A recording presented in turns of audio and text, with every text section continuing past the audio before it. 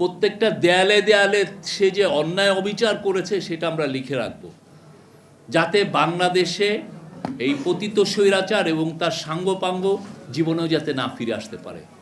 চোরতন্ত্রের জননী, ঘুমের জননী, তারা চাচ্ছেন বাংলাদেশকে, এই যে ন্যারেটিভকে তারা চ্যালেঞ্জ করতে চাচ্ছেন।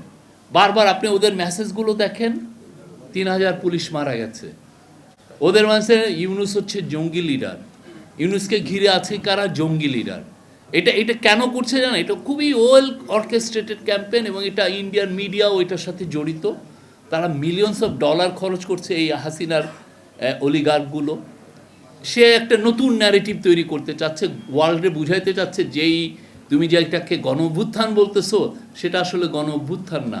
যে আজকে যারা এই বিপ্লবের সাথে সম্পৃক্ত, আমরা পরস্পরের অনেক বিষয়ে সমালোচনা থাকবে।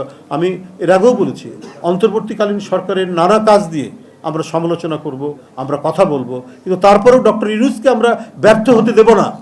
কারণ তিনি আমাদেরকেও সবাইকে গণতান্ত্রিক শক্তির সপক্ষের লোকজন থেকেও সতর্ক পদক্ষেপ রাখতে হবে। কোনো নৈরাজ্যের কারণে কেউ যাতে কোনো সুযোগ না নিতে পারে, কারণ এটাও মনে রাখতে হবে প্রতি বিপ্লব কিন্তু উকি ঝুঁকি মারে সবসময়। আওয়ামী লীগের সাথে কোনো আপোষ নাই।